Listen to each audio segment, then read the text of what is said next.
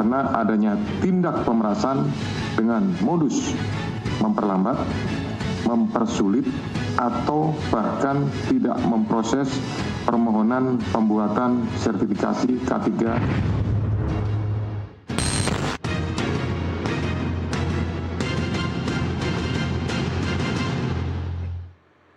Kita lanjutkan dialog, kita sudah berada di segmen terakhir. Saya masih bersama Yudi Purnomo Harap, mantan penyidik KPK, dan melalui sambungan Zoom saya masih bersama Mas Said Iqbal dan Bang Hendar Sam Marantoko. Bang Yudi, saya ke Anda dulu. Apa sebenarnya pesan yang ingin disampaikan KPK melalui OTT ini? Bahwa ada pejabat, bahwa ada wamenaker yang ada di situ, dan ini pertama dalam kabinet baru ini. Ya, saya pikir pesannya seperti yang disampaikan oleh KPK ya, bahwa mereka ingin supaya korupsi ini bersih ya dari Indonesia ya, itu yang pertama. Kedua, untuk mendukung perekonomian. Nah, kalau sekali lagi kita bicara mengenai cara membersihkan kasus korupsi, cara membersihkannya kan bisa jadi hulu ke hilir atau hilir ke hulu. Nah, kalau kita bicara mengenai kasus korupsi saat ini, saya berharap bahwa Bang Noel mau menjadi justice kolaborator. Dia mau menjadi whistleblower yang membuka ya. Kalau kita melihat aja Bang Noel aja paham mengenai adanya kasus korupsi yang terjadi di kasus K3 ini ya, bisa jadi Bang Noel juga paham kasus-kasus yang lain di Kemenaker Trans. Ini menurut saya sangat penting ya, selain untuk memperingan hukuman, apalagi Pak Prabowo kan juga sudah membuat PP ya terkait dengan justice kolaborator gitu ya, sehingga kemudian ketika Bang Noel itu menjadi justice kolaborator, setidaknya ini bisa diberantas salah satu kementerian ya, idealnya. Karena gini, saya pikir Bang Noel juga walaupun menerima ya, saya yang melihat emang inilah curangnya para koruptor-koruptor ini ya. Bagaimana mereka ya, kita lihat mendapatkan 81 miliar, tetapi istilahnya kurang ajar banget gitu ya. Menterinya wamennya dikasih 3M gitu ya. Harusnya berapa? Hanya satu kali gitu, bukan maksud saya satu kali di bulan Desember 2024. Suasana kebatinan Bang Noel, wah gede nih 3M kan. Padahal Bang Noel nggak tahu bahwa jumlah yang dikorup sama orang-orang ini, anak buahnya ini gitu ya, itu lebih besar daripada 3M. Tapi itulah yang menurut saya bahwa permainan di ruang gelap inilah yang istilahnya bagi-bagi nyok, tapi nyoknya ke kantong itu lebih banyak gitu kan. Inilah yang menurut saya ya istilahnya harusnya menteri-menteri yang lain gitu ya, itu sadar bahwa ya daripada dia diakali oleh siasat busuk dari anak buahnya, lebih baik dia berperilaku bersih. Toh gaji menteri seharusnya sudah cukup. Apalagi wamen. Wamen ini kan juga menjadi komisaris gitu kan. Artinya kan dia juga mendapatkan penghasilan tambahan gitu kan. Artinya saya pikir kalau orang nggak selesai dengan dirinya sendiri, berapapun tidak akan cukup. Nggak akan selesai. Saya ke Bang Hendar Sam terkait muatan politis di sini. Ada yang mengatakan begini, Bang Noel ini terlalu Jokowi mania begitu. Dia kurang berpihak kepada yang sekarang berkuasa. Anda melihat ini ada pembiaran di Bang Noel atau ada apa sebenarnya? Saya rasa enggak ya. Di pemerintahan saat ini, di rezim pemerintahan Pak Prabowo itu sudah jelas memisahkan dengan tegas antara hukum dengan politik. Nah itu sangat terasa sekali ya. Apa yang sudah dilakukan selama ini, bagaimana demokrasi juga berjalan dengan lancar. Pak Prabowo dicaci maki nggak pernah juga beliau melaporkan, memisahkan hukum dan politik, dan kemudian demokrasi berjalan dengan baik. Dan ini kita jangan bawa kemana-mana. Kalau Bang Said Iqbal dulu, kalau Bang Said Iqbal lupa, saya yang dampingin beliau juga dulu di Polda itu masalah dasar rumput bagaimana kita dulu, waduh dikerjain, ya kan? Tapi ya artinya kita belajar dari situ bahwa instrumen hukum jangan kita pergunakan ya kan untuk hal-hal yang sifatnya politik, karena kita tahu sakitnya digituin itu nggak enak, ya kan. Jadi kita jangan gituin orang lain. Nah itu, jadi biarkan hukum berjalan dengan sendiri, ya kan.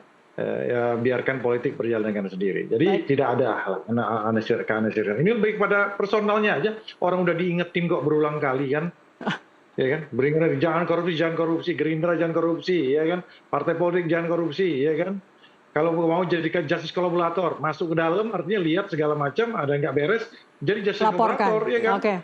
Laporkan, ya kan. Ya, Mas Said, sesimpel itu kok. Ya, Mas Said, Anda sendiri lihat kasus-kasus ya dugaan ketidakberesan di ruang gelap itu pernah melaporkan sebagai Presiden KSPI, Anda melaporkan atau melawan? Mas Said? Ya, prinsipnya anti korupsi itu harus terus digaungkan dan dikampanyekan. KPK dan Kejaksaan Agung yang kami rasakan dari buruh ya, udah mulai diberdayakan oleh Pak Presiden Prabowo. Kita harus dukung ini.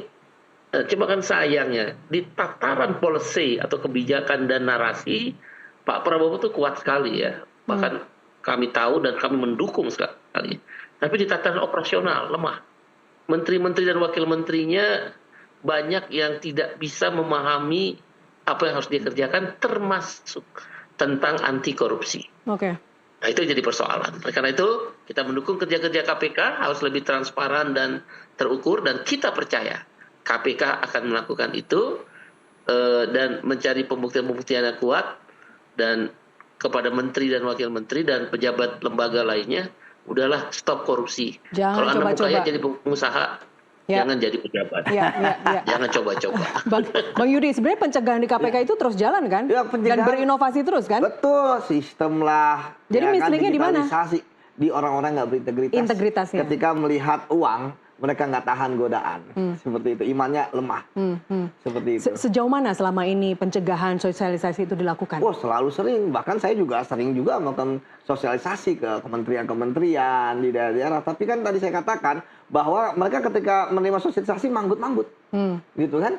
Saya pernah melakukan penggeledahan, itu bagaimana setiap tempat itu ada tempelan zona integritas, wilayah bebas korupsi, AMI anti suap, bahkan pakai PIN gitu kan. Tapi kita tangkap gitu kan. Jadi itu cuma retorika. Ya itu hanya gimmick gitu kan. Kalau nggak masuk ke dalam sanubari mereka.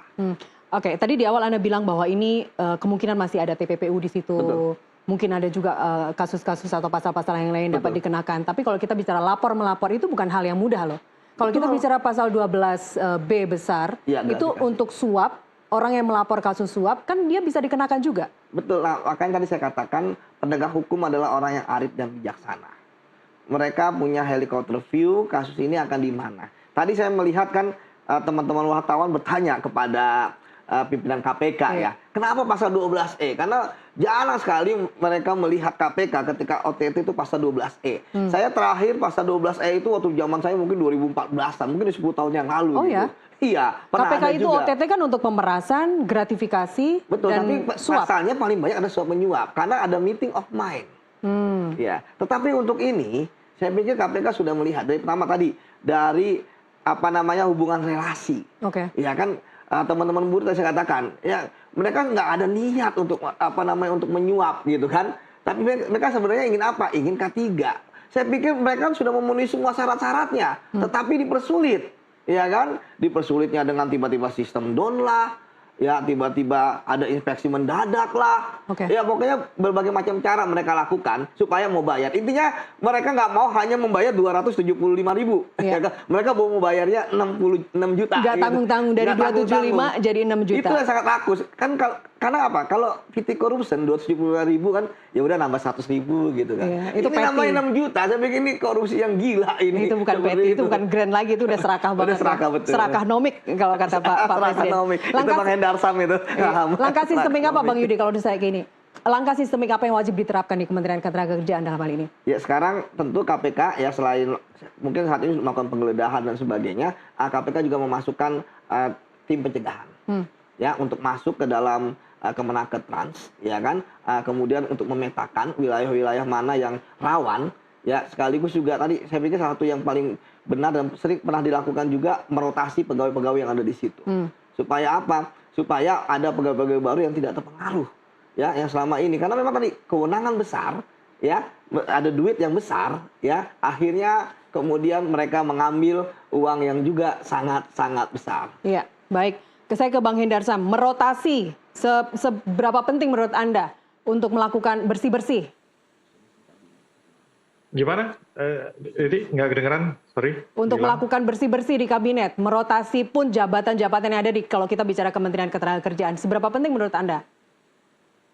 Kalau merotasi di kabinet, saya rasa kan konteksnya nggak gitu ya. Karena kan tentunya kalau merotasi apa namanya itu menteri di kabinet, dia harus ngulang lagi, belajar lagi tuh, ya kan? Tapi yang harus dirotasi itu di tataran eselon 1, eselon 2, eselon 3 kan gitu, ya kan?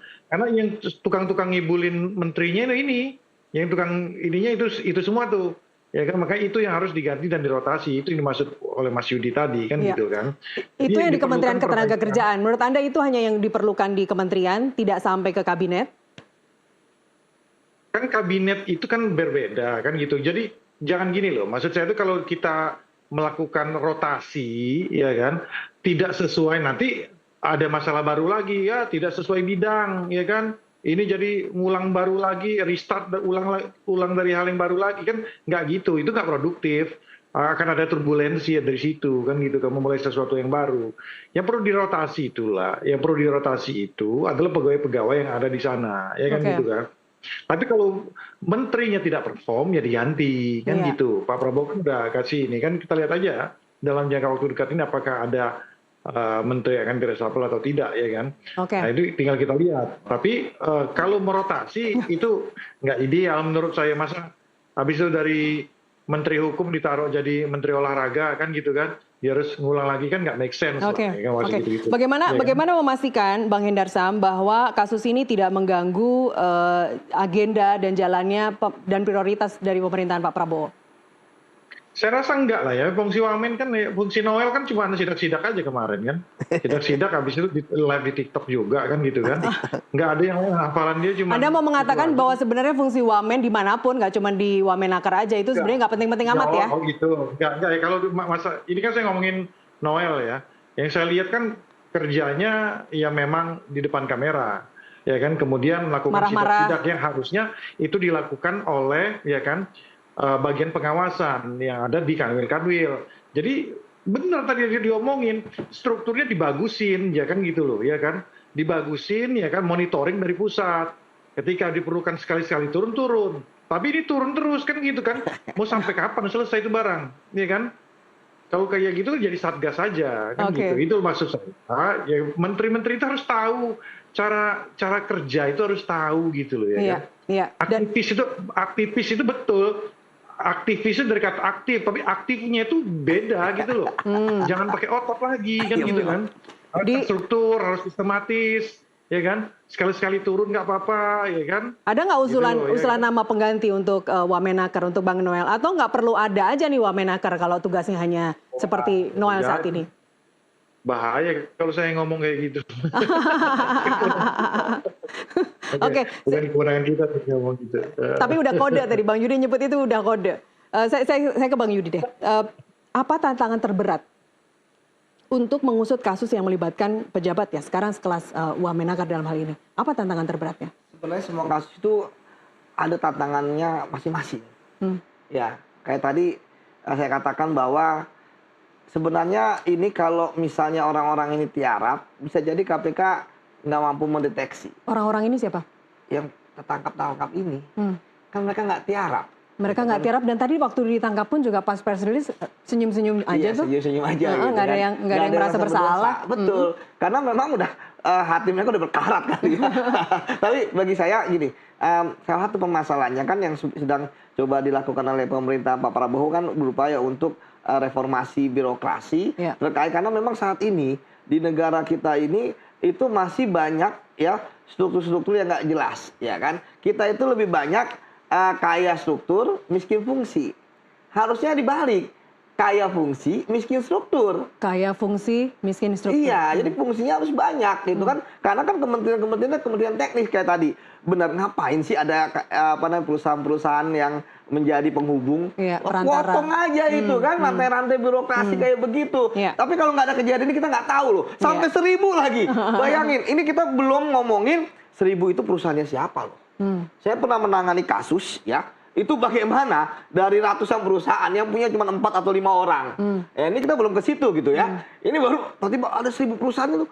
Dahsyat betul gitu kan. Dan jadi, kita berharap KPK bisa sampai menyentuh sampai ke harus menyentuh siapa orang-orang di balik 1000 perusahaan ini ya. Apakah ini hanya perusahaan bendera, siapakah beneficiary owner-nya, seperti itu. Akan ada orang-orang besar juga di situ pasti. Betul, nanti kita akan ketemu. Gitu, Bang Yudi, terima kasih banyak. Sayang sekali waktu kita sudah habis. Bang Hendarsam, terima kasih. Dan sebelumnya tadi ada Mas Said Iqbal, sayang sekali sudah keburu terpotong tadi koneksinya. Terima kasih sekali lagi Bapak-Bapak telah hadir di NTV Prime. Pemirsa, kami masih akan kembali sesaat lagi. Siap.